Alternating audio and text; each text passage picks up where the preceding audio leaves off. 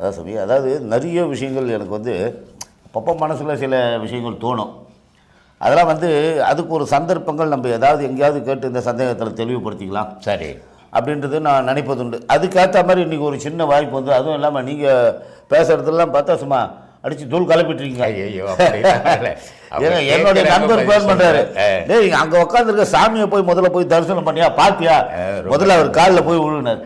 அதனால வந்தவங்க உங்களை காலில் விழுந்துட்டேன். சந்தோஷம். என்னன்னா நிறைய சந்தேகங்கள். அவன் என்ன சொல்கிறான், அவனுக்கு வந்து பேசிக்காக வேலை வெட்டி ஒரு வேலை ஸ்டடி ஆகலை, லைஃப்பில் அவன் செட்டில் ஆகலை. சரி, அவனுக்கு என்ன சொல்லியிருக்காங்க, சும்மா இல்லாமல் என்ன பண்ணியிருக்காங்க, நீ திருநள்ளாறு போ, அங்கே போய் இந்த கோயிலுக்கு போட்டுட்டாங்க. சரி, அங்கே போய் கும்பிடு போட்டு வந்தோடனே மறுபடியும் ஃபோன் பண்ணியிருக்காங்க, இங்கே வந்து பார்த்துக்க சாமி எல்லாம் பண்ணலான்னு. சரி, அங்கேருந்து நீ என்ன பண்ணுற, பழனிக்கு போ. சரி, அங்கே போய் மொட்டை அடிச்சு பண்ணியிருக்காங்க. சரி, அங்கே போய் மொட்டை அடிச்சு கும்பிடு போட்டு அதெல்லாம் பண்ணி முடிச்சுட்டு ஃபோன் பண்ணியிருக்காங்க. ஓகே, மறுபடியும் அங்கே பண்ணி இங்கேருந்து இந்த பக்கமாக வாண்டான். சரி, இந்த குண்டூர் பக்கம் வாண்ட, குண்டூர் பக்கம் இந்த மாதிரி அந்த பையனை போட்டு அங்கங்கே அழகாயிடுச்சு. அவன் கடைசியில் என்கிட்ட என்ன சொல்கிறான்னா, எனக்கு வந்து ஒரு இதுவாக இல்லையே வாழ்க்கையில் வந்து நான் கடவுள் நம்பிக்கையோட கடவுளை நம்பி வாழறேன், யாருக்கு எந்த துரோகமும் பண்ணல, சந்தோஷமாக தான் வாழ்ந்துருக்கேன், என்னால் முடிஞ்சதை பண்ணிட்டு இருக்கேன், எனக்கு ஏன் அவ்வளோ சோதனை வருது கொஞ்சத்தில், அதாவது கல்யாணம் பண்ண போனால் வர நம்ப மாட்டேங்குது, சரி எல்லாம் தள்ளி தள்ளி போகுது, எல்லா வேலைகளும் தள்ளி தள்ளி போகுது அப்படின்ற ஒரு விரக்தியில் இருக்கு. நல்ல கேள்வி இது. இதை வந்து குண்டூரில் இருக்கிற கோயிலுக்கோ பழனி கோயிலுக்கோ போகிறது, எனக்கு வேலை கிடைக்கணும், எனக்கு கல்யாணம் ஆகணும், எனக்கு பல வீடு கட்டணும் அப்படின்னு போகவே கூடாது. ஏன்னா போனதே முதல்ல அது அறியாமை. ஆனால் நான் பல முறை சொல்லியிருக்கிறேன், சிவாய்க்கு ரொம்ப அழகாக சொல்லுவார், ஓடி ஓடி உட்கலந்த ஜோதியை நாடி நாடி நாட்களும் கழிந்து போய் வாடி வாடி வாடி போன மாந்தர்கள் கோடி கோடி எண்ணிருந்த கோடியோ. கடவுளை தேடி காடு மலையெல்லாம் சுற்றி செத்து போனவன் எவ்வளோன்னு சொல்ல முடியாது சாமி, அத்தனை கோடி செத்து போயிட்டான். ஆனால் கடவுள் அங்கே இருக்குதா அப்படின்னா இல்லை. அப்போ கடவுள் இல்லாத இடத்துல நான் ஏன் போய் வழிபடணும் அப்படின்னா அறியாமை. ஒரு இளமையில் ஒரு குழந்தை இருக்குது, நான் பல இதில் சொல்லியிருக்கிறேன், ஒரு கப்பல் அப்படின்னா அதுக்கு தெரியாது. ஒரு அட்டையில் ஒரு கப்பலை வரைஞ்சி கடலை வரைஞ்சி காட்டி தான்ப்பா கப்பல்னா அது எடுத்துக்கோ. அதே நேரத்தில் எம்ஏ படிக்கிறவனாண்ட போய் இது கப்பல்னா காது மேலே அடிப்பான் அப்படின்னு சொல்லியிருக்கிறேன். அப்போது இளமையில் தெய்வம்னா எது, பக்தினா எது, அறியாமையில் இருக்கிற காலத்தில் தாய் தப்பட்டு போய் இது சாமி, இது நம்மளோட உயர்ந்த பொருள், இதை வழிபடணும், இதுதான் நம்மளை காப்பாற்ற போகுது அப்படின்லாம் சொல்கிறோம். ஆனால் அதே வந்து காலம் ஃபுல்லாக செய்து அறியாமையில் இருந்தால் அது மடத்தனம் இல்லையா? இப்போ உங்கள் பையனை எட்டு போய் 1ஆம் கிளாஸ் ஒரு ஸ்கூலில் சேர்க்குறீங்க, அப்பா ஒரு 10 வருஷம் படி 1ஆம் கிளாஸ்லேயே நல்ல படிப்புன்னு சேர்ப்பீங்களா? சேர்க்க மாட்டீங்க. அடுத்த 1 வருஷம் பயிலான வேறு ஸ்கூல் 1 லட்ச ரூபாய் கட்டி சேர்க்குறீங்க. சாதாரண வயிற்றுக்கு படிக்கிற படிப்புக்கே இப்படி மாற்றுறீங்களே, வாழ்க்கைக்கு படிக்கிற படிப்பை எப்படி மாற்றணும்? அத்தை சிந்திக்க வேணாவா? இறைவன் தனக்குள்ளவே இருக்கிறான், தன்னை தேடுங்கோ தேடுங்கோ தேடுங்கன்னு பல இதில் சொல்லியிருக்கிறேன் நான். ஒரு தரித்த நாடியில் ஒடுங்குகின்ற வாய்வினை கருத்தினால் இருத்தியை கபாலமேற்ற வல்லாரில் விருத்தரும் பலராவார் மேனியும் சிவந்திடும் அருள் தரித்த பாதம் அம்மை பாதம் உண்மையான கடவுள் உள்ள இருக்கிறான்டா, தேடுறாத்த. அப்போ திருநள்ளாறு போக தேவையில்ல, தேவையில்லை சாமி, திருநள்ளாரே நீ தான் சாமி, திருநள்ளாரே நீ தான்.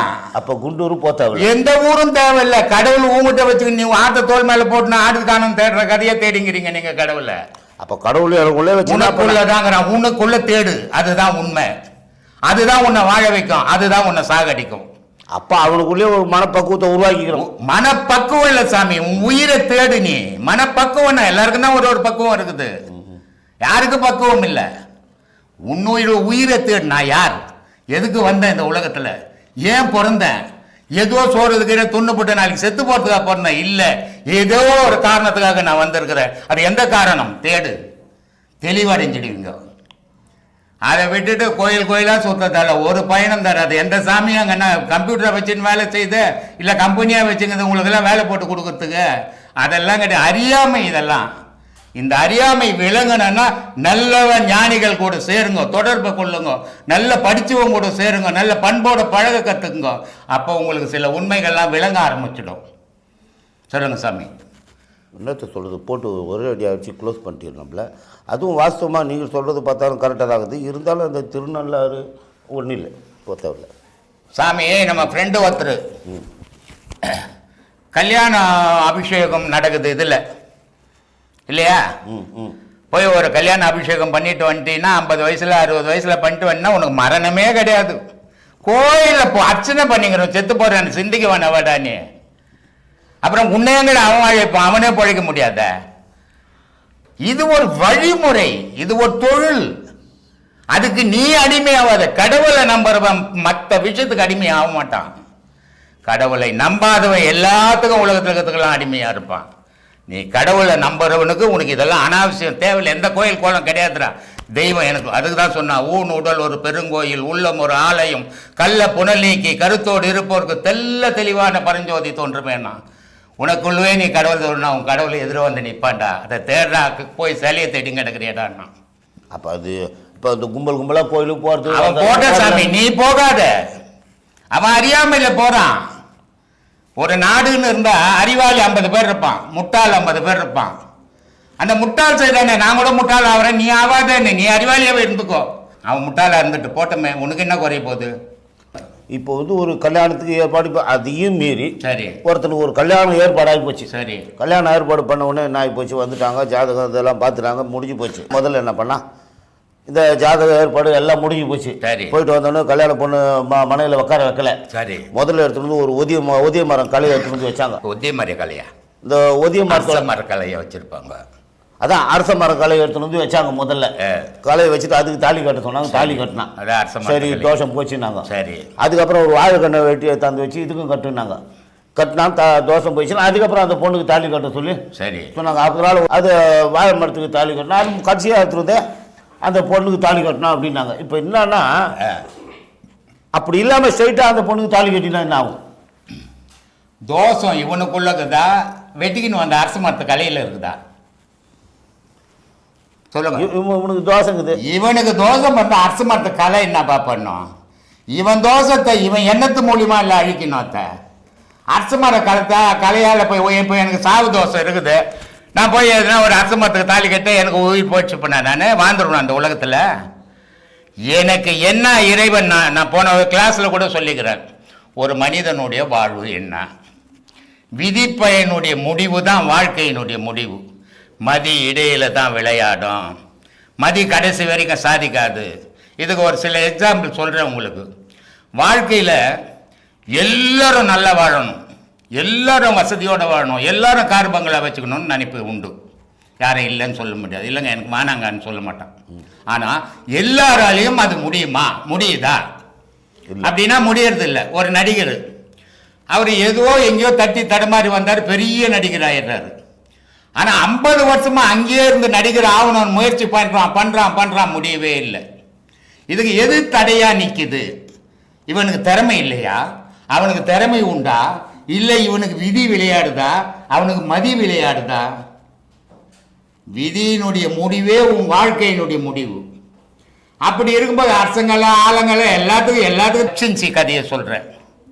திருமசியில் என்னுடைய மச்சன்சி, எங்கள் சம்சாரத்துக்கு பெரியப்பாவனுடைய பொண்ணு, நல்லா படித்த பொண்ணு, +2 படித்தது, ஹையர் டைப்ரைட்டிங் படித்தது, எல்லாம் படிச்சிருக்குது.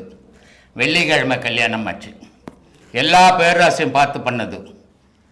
சனிக்கிழமை புருஷன் இறந்துட்டான். எப்படி ஏற்றுக்கும் உலகம்? எங்கே போச்சு அந்த ஜாதகம்? வெள்ளிக்கிழமை கல்யாணம் ஆகுது காலையில், சனிக்கிழமை நைட்டு புருஷங்காரன் இறந்துட்டான். என்னடா காரணம்னா, அவனுக்கு இளமையில் டிபி இருந்துருக்குது. இந்த டிபி நாளடைவில் தெரியல, போயிடுச்சு. இவன் கல்யாணம் எல்லாம் பண்ணு, அந்த சாந்தி முகூர்த்தம் நடந்தோடனே ரியாக்ஷன் ஆகி பிளட்டு வந்துடுச்சு மூக்கில்.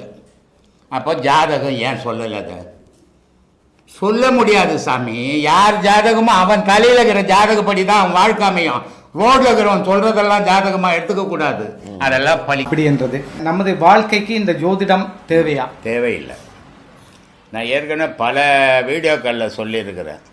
ஒரு மனிதனுக்கு அவன் பிறக்கும்போது அந்த உச்சியை மூடும்போது அவன் எப்படி இந்த உலகத்தில் வாழ போகிறான், என்னவன் ஆக போகிறான்னு எழுதி ஒரு லிஸ்ட்டு வச்சுக்கின்னு தான் அவன் பிறக்கிறான். பிறந்த பிறகு எந்த ஜோதிடமும் அவனை மாற்றிடாது. அப்படி மாற்றி இந்த உலகத்தில் யாருமே கஷ்டப்பட மாட்டான், எல்லாம் ஜோதிடம் பார்த்து அவன் சுகமாக வாழ்ந்துருப்பான். ஆனால் உலகத்தில் பெருவாரி துன்பப்பட்டு வாழறான். ஜோதிடம் சொல்கிறான், இந்த கோயிலுக்கு போ, அந்த கோயிலுக்கு போ, இந்த பரிகாரம் பண்ண, அந்த பரிகாரம், எந்த பரிகாரத்தாலும் அது தீராது. ஏன்னா அவன் தலையெழுத்தில் என்ன எழுதிக்குதோ அதுதான் அவனுடைய வாழ்க்கை முடிவு. ஆனால் இருந்தாலும் மனிதனுக்கு அந்த உண்மை நிலைகளை அவன் அறியக்கூடிய ஆற்றல் அவனுக்கு இல்லை. இல்லாததால் அவன் என்ன பண்ணுறான், இந்த ஜோசியம், ஜாதகம், பேராசி இந்த மாதிரி விஷயங்களில் போகிறான். ஜோசியம்ன்றது என்னன்னா, ஒரு 10 பேருக்கு ஒருத்தர் ஜோசியம் சொல்கிறார், அதில் 2 பேருக்கு நல்லா ஆகிடும், அது அவனுடைய நேரம். இந்த 8 பேருக்கு ஃபெயிலியர் ஆகிடும். இந்த 2 பேர் வச்சுக்கினே உலகம் ஃபுல்லாக காட்டுவாங்க, பாருங்க நாங்கள் சொல்லி தாங்க அவங்க 2 பேர் நல்லா இருக்கிறாங்கன்ட்டு. ஆனால் யார் சொல்லியும் யாராலையும் நல்லா இருக்கணும். நான் தான் சொல்கிறேன், எந்த மகானால் கூட ஒருத்தனை வாழ வைக்க முடியாதுன்னு சொல்லியிருக்கிறேன். ஏன்னா அவனுக்கு விதிக்கப்பட்ட விதி தான் நடைமுறை, வாழ்க்கையினுடைய முடிவு. அதை தாண்டி எவனாலையும் வாழ்ந்துட முடியாது. இதுக்கு பல காரணங்கள் சொல்லலாம். ஆனால் இந்த ஜோதிடம்ன்றது ஒரு நம்பிக்கை. இவர்கிட்ட போனேன், இவர் சொன்னார், அங்கே போனேன், இப்போ நான் நல்லா இருக்கிறேன் அப்படின்ற மன நம்பிக்கை. ஆனால் யாராவது நல்லா இருக்கிறாங்களான்னா யாரும், இப்போ ஒரு மாப்பிள்ளை பொண்ணு ஜோதிடர்கிட்ட போய் 2 பேர் பேர்ராசியும் பார்த்து திருமணம் நடக்குது. திருமணம் நடந்து 6 மாதத்துலேயே அவன் கோர்ட்டுக்கு போயிடுறான் விவாகரத்துக்கு. அவன் ஜோதிடம் என்ன சொன்னான், ஐயா நீ 100 ஆண்டு காலம் குழந்தை குட்டியோ சுபிட்சமாக வாழ்வேன்றான். வாழ்க்கையை பொய்யா போச்சு, எதுவுமே இல்லை, இழுத்துன்னு ஓடிடுறான். எந்த ஜாதகம் பார்க்கல, அவன் போய் நல்லாக்குறான். இதுக்கு ஜாதகக்கார மேலே தவறு இல்லை, இந்த மனிதனுடைய பயம். அதான் அவங்க அதை முன்காலத்தில் ஜோதிடம் இந்த கணிப்பெல்லாம் எதுக்கு எப்படி பண்ணாங்கன்னா, ஞானத்தில் இருந்தாங்க அவங்க. ஜோதிடம் யார் எழுதுந்து? சராசரி மனுஷன் எழுதுந்தில்லை. ஜோதிடம்ன்றது மகான்கள் எழுதுந்து. அப்போது அந்த மகான்கள் எழுதின ஜோதிடத்தால் அவங்க சொல்லும்போது இவன் இந்த நேரத்தில் சாக போகிறான்னு கூட சொல்லிடுவான். இவன் இந்த காரணத்தால் இவன் தப்பிக்கவே முடியாதுன்னு சொல்ல, யார் எது ட்ரை பண்ணாலும் முடியாது தப்பிக்க. அப்போது அவன் கூட ஜோசியமும் ஞானமும் 2 இணைஞ்சு இருந்தது. அவன் சொன்னால் பொய்யாகாமல் இருந்தது. இன்றைக்கி பணத்துக்காக பார்க்கும்போது அது பொய்யா போயிடுது, நிறைய பொய்யாகி போகுது. இது ஜோசியம் பார்க்குற ஆளுங்கள் மேலே தவறுன்னு சொல்ல முடியாது. ஏன்னா இதை அவங்க படிச்சுட்டு அவங்க அதில் பேப்பரில் புக்கில் இருக்கிறபடி அவங்க பேசின்னுக்கிறாங்க. மக்களுடைய பயம் அவன் போய் விழுறான். ஆனால் இவன் முடிவு பண்ணணும், நம்ம விதி இதை யாரும் மாற்றிட முடியாது. நம்மக்கிட்ட எந்த தவறு நடக்குது, எங்கே நடக்குது, ஏன் நடக்குது, அந்த தவறை திருத்திக்கினா நம்ம நல்லா வாழலாம் அப்படின்ற எண்ணம் இவன் மேலே வரல, ஜோசியத்து மேலே வருது நம்பிக்கை. அப்போ அவங்ககிட்ட போகும்போது அவன் சில காரணங்களை சொல்கிறான். அது அவன் மேலே தவறு இல்லை, மக்கள் பண்ணுற பயத்தால் நடக்கிற விஷயங்கள் இது. ஜோதிடம் பொய்யா மெய்யான்னு நம்ம ஆர்குமெண்ட்டே பண்ண முடியாது. ஏன்னா எல்லா காலத்திலையும் எல்லாமே நிரந்தரமாக நின்னது கிடையாது. ஒவ்வொரு காலகட்டத்திலையும் ஒவ்வொன்றும் மாறிக்கினே இருக்கும். அதனால் இன்றைக்கி ஜோதிடம்ன்றது ஒரு தொழில் மாதிரி ஆகிப்போச்சு. முன்ன ஜோதிடம்ன்றது ஒரு கடமையாக இருந்தது, சத்தியமாக இருந்தது. அதனால் அந்த காலங்கள் வேறு, இந்த காலங்கள் வேறு. இந்த காலத்தில் ஜோதிடமும் சும்மா சொல்ல முடியாது, ஏன்னா அவன் அதுக்காக படிச்சுட்டு வரான். அதனால் அதை பொய்ன்னு சொல்ல முடியாது, மெய்யின்னு சொல்ல முடியாது. நம்பிக்கையை பொறுத்து இருக்குது. இப்போது ஜோதிடம் சரி சுவாமி, இப்போது ஜாதகம், இப்போ எங்களுடைய பிறப்போட தலை விதியை நிர்ணயிக்கிறது ஜாதகம் என்றது. அப்போ ஜாதகம் என்ன, அதை பற்றி சொல்லுங்களேன். நான் எந்த நேரத்தில் பிறந்தேன், நான் பிறக்கும்போது நட்சத்திரங்கள் எந்த இதில் இருந்தது, கிரகங்கள் எந்த கோணத்தில் இருந்தது, அந்த கோணத்தில் பிறக்கிற குழந்தை எப்படி வாழும் அப்படின்னு ஜாதகத்தில் எழுதிக்குது. அதனால் போன உடனே உன் ஜாதகத்தை எடுத்தான்றான். எந்த நேரத்தில் எந்த நாள் பிறந்தது, எந்த நிமிஷம் பிறந்தது, எந்த கிழமை பிறந்தது அப்படின்னு எல்லாத்தையும் கேட்டு, அந்தந்த நேரத்தில் கிரகங்கள் இப்படி இருந்தால் அப்போ அந்த குழந்தையினுடைய வாழ்க்கை எப்படி இருக்குன்னு எழுதுறது தான் ஜாதகம். அந்த ஜாதகம் இன்றைக்கி சீராக இருக்குமானா இருக்காது. ஏன்னா கிரகங்களே மாறி போய்க்குது. மாதம் மும்மாறி மழை பெய்யும் அப்படின்னா பெய்யுமா? பெய்யல. காரணம் கிரக துவங்களே அத்தனையும் மாறி போய்க்குது. அதுக்கு காரணம் விஞ்ஞானம். அது மாறி போயிருக்கும்போது இப்போ ஒரு குழந்தை ஹாஸ்பிட்டலில் பிறகுது, ஒரே டைமில் 7 குழந்தை பிறகுது.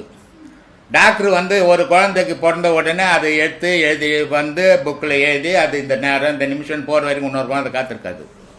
அப்போ இந்த 7 குழந்தையும் வரிசையாக பார்த்துட்டு புக்கில் எழுதுறான், 7:05 பிறந்தது அப்படின்னு. ஆனால் அது 7:01 பிறந்துக்குது. ஒரு வினாடி மாறினாவே அவன் வாழ்க்கையே மாறி போயிடுமே. ஒரு 5 நிமிஷம் மாறினா அவன் வாழ்க்கை என்ன ஆகும் இல்லையா? இதெல்லாம் இன்னைய ஜோதிடம் வந்து கரெக்டாக கணிக்கவே முடியாது. ஏன்னா அவன் தலையெழுத்தை எவனாலையும் மாற்ற முடியாது. அதை மாற்றக்கூடிய ஆற்றல் இறைவனுக்கு மட்டும்தான் சாமி, மனிதனுக்கு கிடையாது. ஆனால் மனிதன் என்ன நினைக்கிறான்னா, நம்ம மாற்றிடலான்னு நினச்சி இப்போ வாழ்க்கையை நடத்தின்னுக்கிறான். மாற்றவே முடியாது. அவன் ஒருத்தன் எதை நினைக்கிறானோ அதுதான் நடக்கும், நம்ம நினைக்கிறதுலாம் நடக்காது. அதுக்கு பேர் தான் இறைவன் சொல்கிறோம் இல்லையா? அதுதான் வாழ்க்கை நடைமுறை. ஜோசியம் ஜாதகம் நம்பாத மதங்களே தெரியாமல் டெய்லி தந்தி பேப்பர் வந்து திரும்ப ஜோசியம் பார்க்குறோம், ஜாதகத்தை பார்க்குறோம், தேடுறான் பேப்பரில் பேராசியை பார்க்குறான். ஜோசியத்தையும் ஜாதகத்தையும் நம்பாதவனு அந்த மதமே அவனே திரும்ப தேடுறான். நம்புற இந்து மதத்தில் இருக்கிறவனோட நம்பாத மதத்தில் இருக்கிறவனே தேடுறான். காரணம் பயம் விழுந்து போச்சு மனுஷனுக்கு. அந்த பயம் இப்படிலாம் பண்ண சொல்லுது. அதனால் வந்து இதை நம்ம இருக்குது நிஜம்னு சொல்ல முடியாது, பொய்ன்னு சொல்ல முடியாது. ரெண்டுக்கும் இடையில தான் நம்ம பேச முடியும். அது நிஜம் எடுத்துக்கிறது மக்கள், பொய்ன்னு எடுத்துக்கிறது மக்கள். அவங்களாண்டியே விட்டுடலாம். அதை நமக்கு எதுக்கு அந்த வீண் வேலை? இல்லை, நீங்கள் இந்த கிரகங்கள் மாறி போய்விட்டது, அதுவே வந்து இந்த ஜாதகத்தோட பலனை வந்து அறிய முடியாதுன்னு சொல்லியிருக்காங்க. அது அது அது போல தானே. நான் 27 நட்சத்திரங்கள், அந்த நட்சத்திரத்துல வந்து இந்த திருவாதிரை நட்சத்திரம் இப்பொழுது இல்லை என்று சொல்லுங்க. அப்ப ஏன் போச்சு? அப்ப திருவாதிரை நட்சத்திரம் பிறந்தவர்கள் அங்கே அப்ப என்ன கேதி? இதுதான் சொல்றேன். 27 நட்சத்திரம், 12 ராசி, 9 கிரகங்கள், இத்தனை இறைவனுக்குள்ள அடக்கம் சாமி. இறைவன் எதுக்குள்ளவும் அடக்கம் இல்லை. அந்த இறைவனுடைய முடிவு நமக்கு என்னவோ அதுதான் நடக்க போகுது. போன பிறவியினுடைய விளைவு தான் இந்த பிறவியில் சாப்பிட்றோம். நம்ம போன பிறவியில் செய்த பாவம் தான் இந்த பிறவியில் அனுபவிக்கிறோம். அப்போது இதை வந்து இடையில பூந்து யாராலையும் மாற்றிட முடியாது சாமி. இதுக்கு எக்ஸாம்பிள் நான் என்னையே வைத்துங்களேன். 5 வயசில் நான் படிக்க வேண்டிய காலத்தில் போய் மாடு மேய்க்க போனேன். ஆனால் மாடு மேய்ச்சின்னு ஒரு 4 மாடு வாங்கி வச்சுன்னா அங்கேயே யாருன்னா ஒருத்தர் கல்யாணம் பண்ணி அப்படியே போயிருக்கலாம் இல்லையா? ஆனால் போல அப்படியே அதை விட்டு அதிலிருந்து வந்து தை வேலை செய்து, தை வளர்ந்து போய் வேலை செய்து, ரயில வேலை செய்து ரிட்டையர்ட் ஆகி ஆன்மீகவாதியாகி இன்றைக்கி ஆயிரக்கணக்கான சீடர்கள் வந்து மாதம் உபதேசம் வாங்குறாங்க. இதுக்கு யார் காரணம்? நான் காரணமா? என் திறமை காரணமா? ஒன்றுமே கிடையாது. விதி தான் முடிவு. அதனால் மனிதனுடைய வாழ்க்கை எதுக்குள்ளே அடக்கணும்? விதிக்குள்ளவே அடக்க சாமி. இடையில மதியில் விளையாடுது தவிர முடிவு ஆரம்பமும் விதி, முடிவும் விதி சாமி. இதில் இடையில எந்த ஜோசியம் ஜாதகமும் செல்லுபடி ஆகாது. இன்றைக்கி நீங்கள் கோர்ட்டுக்கு போனீங்கன்னா தெரிஞ்சிடுமே, எத்தனையோ ஜாதகங்களை பெரிய பெரிய ஜோசியர்களை வச்சு எழுதின கல்யாணங்கள்லாம் கோர்ட்டில் நிற்கிது. அப்போ ஏன் பொய்யாச்சா இல்லை இவங்க பொய்யா சொன்னாங்களா? முடிவே பண்ண முடியாது இதை. அதனால் அதை பொய்யணும் நம்ம சொல்லக்கூடாது, அது மெய்யணும் நம்ம சொல்லக்கூடாது. நம்ம சொல்கிறது உன்னை நம்பு, உன் வாழ்க்கையை நம்பு, உன் வாழ்க்கையினுடைய பயணத்தை தொடரு, வெற்றி அடைவேன். அதான் நிஜமே தவிர நான் வேறு எதையும் நம்புங்கன்னு சொல்கிறதில்ல. உங்களையே நீங்கள் நம்புங்க, அதுதான் உங்கள் வெற்றிக்கு அடிப்படை. அடுத்தவனை நம்பினீங்கன்னா உங்கள் தோல்வி தான் தழுவீங்களே தவிர வெற்றி பெற முடியாது. இப்போ சுவாமி, இப்போ நான் இதில் நீங்கள் உட்காந்துக்கிறீங்க, நான் உட்காந்துக்கிறேன். நீங்கள் இந்த அனல், வெயிலோட அனல் வந்து இந்த இப்போ கிட்டத்தட்ட 4 மணி ஆகிடுச்சு, சாயந்தரம் 4 மணி ஆகிடுச்சு. அனல் தாங்க முடியலை. நான் நினைக்கிறேன் உள்ளே வந்து ஒரு 113 டிகிரி இது இருக்குது. இங்கே உங்கள்கிட்ட ஏசி இல்லை. எப்படி சுவாமி இப்படி வாழ்க்கையை விட்டுறீங்க? எனக்கு அதிசயமாக இருக்குது. அதுதான், இதுதான் விதின்னு சொன்னேன்னே, இதுதான் விதி. இப்போது நான் சொந்த வீடு வச்சிருந்தேன் பக்கத்து தெருவில். அந்த சொந்த வீட்டில் இருந்திருந்தால் 3 அடுக்கு பில்டிங் அது இருந்திருந்தால் இன்றைக்கி எத்தனை ஏசி ஒன்றாலும் அதில் போட்டுக்கலாம், யாரும் நம்மளை கேட்க போகிறது இல்லை. ஆனால் அன்றைக்கி சூழ்நிலைக்கு அதை விற்ற ஆசிரமத்தில் அதை இதை கட்டி விட்டேன், ஏதோ பண்ணிட்டேன். ஆனால் இன்றைக்கி இருக்கிறது வாடகை வீடு. இந்த வாடகை வீட்டில் நமக்கு தேவையான வசதிகளை பண்ணிக்கின்னு வாழ முடியாது. அவங்க சொல்கிறபடி தான் வாழ வேண்டியதாகுது. அப்போது இந்த அக்னி நம்மளால் தாங்க முடியல. ஒரு ஏசி போட்டுக்கலான்னா போட முடியாது, போடக்கூடாது. கொடுத்தனுக்காரங்க யாரும் ஏசி கீசி போடுங்க, ஹவுஸ் ஓனர்லாம் போடணும். ஏன்னா அவங்க மட்டும்தான் மனிதர்கள், நம்ம மனிதர்கள் இல்லை. அதனால் அவங்க சொல்படி தான் பணத்தை கொடுத்தோம், அவங்க சொல்படி தான் நம்ம வாழ வேண்டியதாகுதே தவிர பணத்தை கொடுத்துட்டு நம்ம விருப்பத்துக்கு ஏற்ற மாதிரி வாழ முடியாது.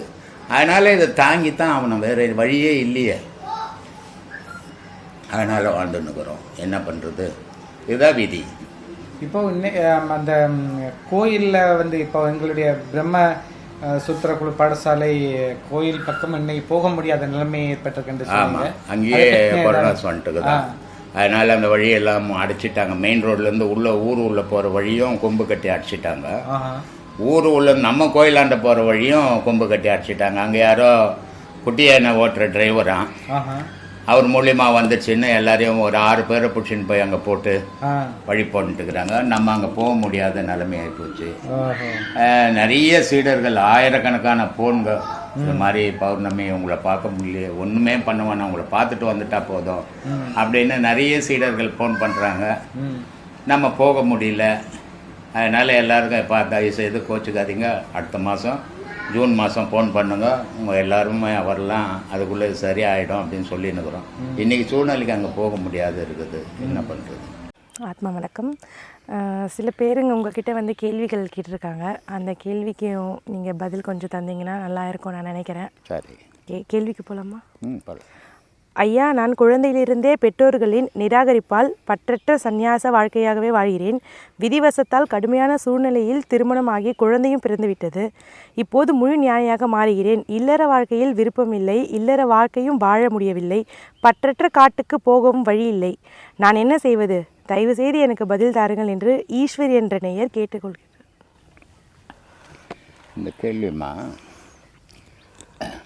காட்டுக்கு ஞானியாக போகிறதோ இல்லை வீட்டுக்குள்ளவே ஞானியாக இருக்கிறதோ ரெண்டும் ஒன்று தான்.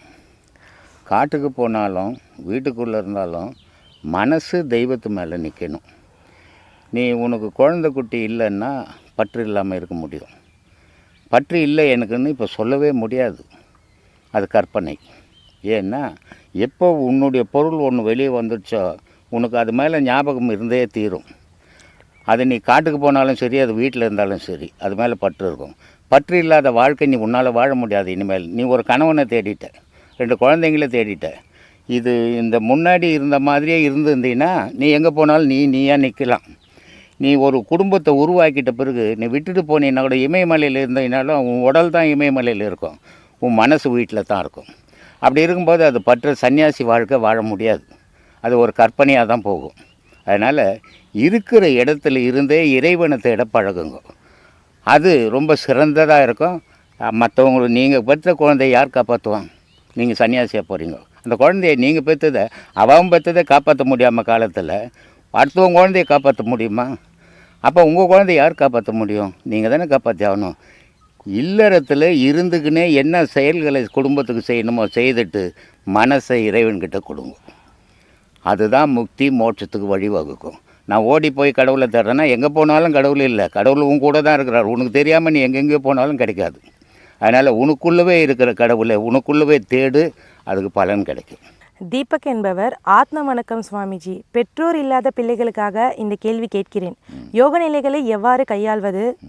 உதாரணமாக உடலில் ஏற்படும் மாற்றங்கள் அறியாத பிள்ளைகள் வளரும்போது செயல்களின் காரணம் அறியாமல் அப்படி பிறரை பார்த்து அப்படியே செய்து பழகுவார்கள். அவர்களுக்காக சில யோக நிலைகளை பதிவு செய்யுமாறு அன்புடன் கேட்டுக்கொள்கிறேன். யோக நிலைன்றது ஏதோ ஃபோன்லேயோ லெட்டர்லேயோ சொல்ல முடியாதும்மா. ஏன்னா இது வாயால் சொல்லி செயலால் செய்கிற விஷயம் இல்லை, உடலால் ஒரு குரு செய்து காட்டி அப்படி செய்கிறது. ஏன்னா யோக பயிற்சி, யோகாசனங்கள் இதையெல்லாம் சொல்லி கொடுக்கலாம், புக்கில் எழுதி கொடுக்கலாம், வாயால் ஃபோன்லேயும் சொல்லலாம். ஆனால் யோகம்ன்றது உயிர் பயிற்சி. அது உயிர் பயிற்சியை ஒரு குரு செய்து காட்டினால்தான் இப்படி செய்யணும்னு. இப்படி செய்து காட்டும் போதே பல பிரச்சனைகள் வந்தது. மூச்சை நீட்டாக வலிச்சிட்றாங்க, கண் வலி வருது, காது வலி வருது, தலைவலி வருது. ஒரு குரு இருந்து சொல்லி கொடுக்கும்போதே இப்படி வருது. இது குரு இல்லாமல் பேப்பர்லேயோ சொல்ல முடியாத விஷயம். இது நேரடியாக செய்து காட்டி இப்படி தான் செய்யணுன்றது. இப்போ யோகாசனம் யோகமெல்லாம் குழந்தைங்களுக்கு சொல்லிக் கொடுக்குறது ஒரு நல்ல பழக்கத்தை பின்தொடர்றதுக்கு வாய்ப்பு கிடைக்கும். அந்த மாதிரி நிறைய புக்ஸுங்க இருக்குது. அதில் பார்த்து நல்ல யோகாசனங்கள் சொன்னதாக இப்போ ஆண்டியப்பன் அவங்கெல்லாம் இருக்காங்க, நல்ல யோகாசனம் சொல்லி கொடுத்துருக்காங்க. அது மாதிரி யோகாசனங்களை நீங்கள் புக்கு வழியாகவே பார்த்து செய்யலாம், அது ஒன்றும் தவறு இல்லை. ஆனால் யோகம் அப்படி செய்ய முடியாது. யோகம்ன்றது குரு இல்லாமல் செய்யவே கூடாதது, ஆபத்தானது அது. அதனால் அந்த மாதிரிலாம் விரும்பாதீங்க. நமது சமயத்தில் மட்டும் இத்தனை சாமிகள் உண்டு, அனைத்து ஜீவராசிகளிலும் கும்பிடுகிறோம். ஒரு சமயம் குருவை சாமி என்று அழைக்கின்றோம், அது ஏன் என்று ராதிகா குமாரி என்பவர் கேட்டிருக்கின்றார். உயிர் தசாவதாரம் பண்ணிட்டு ஒன்று இருக்குது. அந்த தசாவதாரத்தினுடைய நிலை என்ன, மனித இனம் எங்கேருந்து எப்படி உருவாகி வந்தது அப்படின்னா நீர்லேருந்து உருவாகி வந்தது. எல்லாரும் குரங்குலேருந்து உருவாச்சுன்னுவாங்க. குரங்கு எங்கேருந்து உருவாச்சு மனிதர் இல்லையா? இது கேள்வி இல்லையா? எல்லாரும் அதை தான் சொல்லிங்கிறாங்க, குரங்குல தான் மனுஷன் வந்தான். இப்போவும் குரங்கு இருக்குது, மனுஷனை பெற்றெடுக்கல. அப்போ குரங்கு எங்கேருந்து வந்தது? உயிரினங்கள் துவக்கம் நீர்லேருந்து தான் துவக்கம். நீர் இல்லைன்னா ஒரு உயிரினமும் துவங்காது. அப்போ நீர்லேருந்து மச்ச அவதாரமாக வந்தது. அதுக்கப்புறம் ஆமை அவதாரம், கூர்ம அவதாரமாக வந்தது. அப்புறம் பன்றி அவதாரமாக வந்தது. அப்புறம் பரசுராம அவதாரமாக வந்தது. இப்படி 10 அவதாரங்களை காட்டியிருக்குது. இது எதுக்காக காட்டியிருக்குது? எல்லா சாமியும் ஒவ்வொரு அம்பாவில் பார்த்திங்கன்னா சிங்கம் வச்சுன்னு இருக்கும். சிவனை பார்த்திங்கன்னா மாடு வச்சுருப்பார். பெருமாளை பார்த்தீங்கன்னா மீன் வச்சுருப்பார். முருகனை பார்த்தீங்கன்னா மயில் வச்சுருப்பார். விநாயகரை பார்த்தீங்கன்னா எலி வச்சுருப்பார். இத்தனையும் வெளிக்குள்ளே இருக்கிற அடையாளங்கள். ஆனால் அத்தனையும் உடலுக்குள்ளவே இருக்குது. இந்த உடலுக்குள்ளவே இருக்குதுன்றதை புரிஞ்சிக்க முடியாததுனால எல்லாராலையும் வெளியே அடையாளமாக காட்டியிருக்குது. எல்லா உயிரினங்களையும் இறைவன் இயக்கம் இருக்குது. நான் ஏற்கனவே கூட சொல்லிக்கிறேன், எல்லா உயிரினங்களையும் இறைவனுடைய இயக்கம் இருக்குது. இறைவன் இல்லை, மனிதனுக்குள்ளே இறைவனே இருக்கிறான் அப்படின்னு சொல்லிட்டு. அப்போது ஒரு மனுஷன், இவனுக்கு ஒரு மனுஷனை நீட்டாக உருவாக்கி விட்டுட்டா, கை இல்லாத, கால் இல்லாத, கண் இல்லாத, மூக்கு இல்லாத உருவாக்கி விட்டுட்டா ஏதாவது யூஸ் ஆவானா? கண்டிப்பாக சொல்லுங்கள். கிடையவே கிடையாது. எதுக்கும் யூஸ் ஆக மாட்டான். அப்போ ஒரு மனுஷன் பார்க்குறதுக்கு ஒரு தோற்றம் தான், மனுஷன்தான். ஆனால் மனுஷனுக்கு 2 கண் வேணும், 2 காது வேணும், வாய் வேணும், மூக்கு வேணும், கை வேணும், கால் வேணும். இத்தனையும் வேணும். இத்தனையும் உடலுக்குள்ளவே தெய்வமாகவே வச்சுருக்குது. ஏன்னா அறியாத காலம் மதம் துவங்கினது. ஒவ்வொருத்துக்கும் தனித்தனியாக போய் சொல்ல முடியாது. அப்போது இந்த படங்களை போட்டு இந்த உருவங்களை செய்து வைக்கும்போது அவன் இறைவனாக வழிபட்டான். எல்லா உயிரின்லையும் இறைவனுக்கும். இதனால தான் பத்ரகிரி சொல்கிறார், மண்ணுயிரை கொன்று தின்று உழலாமல் தன்னுயிர் போல் நினைத்து தவம் முடிப்பது எக்காலன்றது. உலகத்தில் உள்ள அத்தனை உயிர்களையும் இறைவனுடைய இயக்குங்குது. அதை கொன்று தின்னு வாய் ருசிக்காக பண்ணும் உடலை வளர்த்து என்ன பயன்படுற? எல்லா உயிரும் என்னுடைய உயிர் மாதிரியே நினச்சி என்றைக்கு அந்த மனப்பக்குவம் வருதோ அன்றைக்கி தான் நீ இறைவனை நாட முடியுன்றார். அப்போது அந்த மாதிரி செயலில் நம்ம போனோமே தவிர இது ஏன் வச்சுக்குது, அது ஏன் வச்சு, நீ ஏன் பிறந்தேன்னு முதல்ல உன்னை யோசி.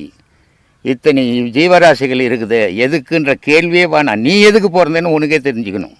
முதல்ல நீ அதை தெரிஞ்சுக்கினேன்னா அது ஏன் பிறந்ததுன்னு தெரிஞ்சிடும். அதனால் உங்களை தேடுங்க, உண்மையை நாடுங்க.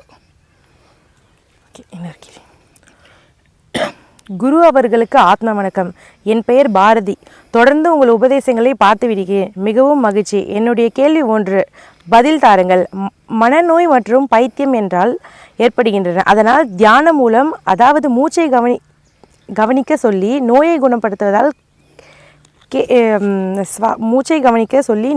குணப்படுத்துவதால் கேட்ட கேள்வியில் ஏதேனும் தவறு இருந்தால் மன்னிக்கவும். மனநிலை பாதிக்கப்பட்ட பிறகு அவன் ஒரு இடத்துல உட்காந்து மூச்சை கவனிப்பானா? கவனிக்க முடியாது. ஏன்னா மனநிலையோடு இருக்கிறவனே இதை செய்ய மாட்டேன்றான். நல்ல மனநிலையோடு இருக்கிறவனே இதை செய்யணும். ஏங்க ஒண்டியாக உட்காந்துங்கண்ணங்க, வெறுப்பாக இருக்குதுங்க, எவ்வளோ நேரங்க உட்காந்து, கோயிலுக்கு போனால் நான் சாமி கும்பிட்டா மன நிறைவோடு போயிடுறேன் அப்படின்றான். அப்போது ஒண்டியாக உட்காந்து தன்னையே யார், தான் மூச்சு யார், உயிர்னா என்ன, அப்படி மனம் என்ன அப்படின்னு நீ உன்னை நல்லா இருக்கிறவனே சிந்திக்க முடியல. மனநிலை மாறுபட்டவன் எப்படி சிந்திப்பான்? அவன் ஒரு இடத்துலையே உட்கார மாட்டான். ஏன் உட்காந்துங்கன்னா அவனுக்கே தெரியாது. அப்படி இருக்கும்போது அவன் சிந்திக்கவே முடியாது. அதுக்கு கூடுமான அளவுக்கு மனநிலை மருத்துவம் பார்த்து வைத்தியத்தை பார்த்துட்டு அவன் கொஞ்சம் ஸ்டெடி ஆகிட்டான்னா, ஒரு இடத்துல உட்கார்ந்துருக்கிற நிலைக்கு வந்தானால் அப்போ கொடுக்கலாம். எடுத்த உடனே ஒவ்வொரு மனநிலைவாதிக்கும் இதை கொடுக்க முடியாது. அந்த மனநிலைவாதிக்கு முதல்ல இந்த யோகாசன பயிற்சி கொடுக்கணும். யோகாசன பயிற்சி கொடுக்கும்போதே மனம் திடப்படும் போது அப்போ யோகத்துக்குள்ளே அவன் வரத்துக்கு வாய்ப்புகள் கிடைக்கும். அதை விட்டு எடுத்த உடனே யோகத்துக்குள்ளே வரணுன்னா மனநிலை பாதிக்கப்பட்டவனால செய்ய முடியாது. ஏன்னா மனநிலை பாதிக்கப்பட்டது அப்படின்னு நான் ஏற்கனவே கூட சொல்லிக்கிறேன். மனம்ன்றது மூளையில் இருக்குது, இங்கே இதயத்தில் இல்லை, இங்கே இதயம்தான் இருக்குது. அப்போ அந்த மூளை பாதிக்கப்படும் போது தான் அவனுக்கு மனநிலை மாறுபடுது. அந்த மனநிலை சீராகணுன்னா அவன் முதல்ல யோகாசன பயிற்சி சீராக செய்துன்னு வந்தான்னா ஓரளவுக்கு கட்டுக்குள்ளே வரும். அந்த கட்டுக்குள்ளே வந்த பிறகு யோகத்துக்குள்ளே போனான்னா அவனுடைய மைண்டு நல்லா கிளியர் ஆகிடும். ஆனால் அதை போகிறதுக்கு அவனுக்கு வழி வேணுமே முதல்ல. அதனால் அதை செய்யுங்க, அதுக்கப்புறம் இதை தேடுவோங்க. குருவே சரணம். கர்மத்தை தீர்க்க வரும் ஆத்மா துன்ப வாழ்க்கை வாழ்கின்றன. அப்போது சுவாசவாசியாக வாழும் மனிதர்களில் என்றால் அது புண்ணிய ஆத்மா. அப்படி அது புண்ணிய ஆத்மா என்றால் அது ஏன் முக்தி அடையாமல் மீண்டும் பிறப்பு எடுக்கின்றது என்று கேட்டுக்கிருக்காங்க. முக்தி மோட்சம் இது 2 விதமாக இருக்குது. முக்தின்னா என்ன, மோட்சம்னா என்ன அப்படின்னு முதல்ல பார்க்கணும். முக்தின்னா உடலுக்குள்ள 3 தீகள் இருக்குது. ஜீவத்தீ, ஆத்மத்தீ, பரந்தி அப்படின்னு 3 தீகள் இருக்குது. ஒரு மனுஷனுக்கு 5 தீக்கள் பிறந்த உடனே உருவாகுது. முதல் தீ பசித்தீ, அப்புறம் கோபத்தீ, அப்புறம் காமத்தீ, அப்புறம் யோகத்தீ, அப்புறம் ஞானத்தீ. இது மாதிரி ஒரு மனுஷனுக்குள்ளே 5 விதமான தீக்கள் இருக்குது. அதனால தான் அவனுடைய இயக்கம் நடக்குது. அப்போ இந்த 5 வித தீயும் தாண்டி ஜீவத்தீ, ஆத்மத்தீ, பரத்தி, இந்த 3 தீ இருக்குது. இந்த 3 தீயை யார் ஒன்றாக்கணும்னா அவனுக்கு பேர் முக்தி கிடைக்கும். அந்த 3 தீ ஒன்றாகாத வரைக்கும் முக்தி கிடைக்காது. நான் கிளாஸில் கூட சொல்லுவேன் எல்லாரையுமே, நீங்கள் முதல்ல கடவுளை தேடாதீங்க, உங்களை தேடுங்க. நீங்கள் யாரும் தேடுங்க. 3 தீயை அடைய முடியலனாலும் 2 தீயை அடையுங்க. ஜீவத்தீயும் ஆத்மத்தீயும் அடையுங்க. அதை முக்திக்கு வழிவகுத்துடும் அப்படின்னு சொல்லுவேன். அது மாதிரி இந்த 3 தீ சேர்ந்தால் தான் முக்தி. இந்த உலக வாழ்க்கையில் சுகவாசியாக வாழறவன் முக்தி அடைவான், துன்பப்படுறவன் நரகத்துக்கு போவான் அப்படின்றதெல்லாம் கிடையாது. ஒருத்தன் சுகவாசியாக வாழறான், எப்படி அவனுக்கு மட்டும் அந்த சுகவாசம் கிடைச்சிது, ஏன் நமக்கு கிடைக்கலன்னு சிந்திக்கணும். சிந்தித்தால் அதுக்கு விடை கிடைக்கும். அவன் போன பிறவியில் செய்த நன்மைகளினுடைய பலனாக இந்த பிறவியில் சுகவாசியாக இருக்கிறான். நீ போன பிறவியில் செய்த அட்டுழியத்தின் காரணமாக இந்த வாட்டி துன்பப்பட்டுக்கின்னு இருக்கிற. அப்போது இந்த சுகவாசி துன்பப்படுறவனை பார்க்கணும். அவன் ஏன் துன்பப்படுறான்? நம்ம சுகவாசியாக இருக்கிறோம். அப்போ நம்ம போன பிறவியில் ஏதோ நன்மைகள் செய்துக்கிறோம், அதனால் இந்த வாட்டி சுகவாசியாகிறோம். அவன் தீமைகள் செய்துக்கிறான், அதனால் துன்பப்படுறான். அப்போ நம்ம இன்னும் நன்மையை செய்யணும்னு அந்த சுகவாசி நினைக்கணும். இந்த துன்பப்படுறவன் என்ன நினைக்கணும்? நம்ம என்ன தவறுகள் செய்தோமோ இப்படி துன்பப்படுறோம், இந்த பிறவிலையாவது அந்த தவறுகளை நீக்கிக்கணும். நம்மளால் முடிஞ்ச உதவிகள், நம்மளால் முடிஞ்ச நன்மைகளை செய்து இறைவன் மேலேயே நம்ம மனம் நாடனா இந்த துன்பங்கள்லேருந்து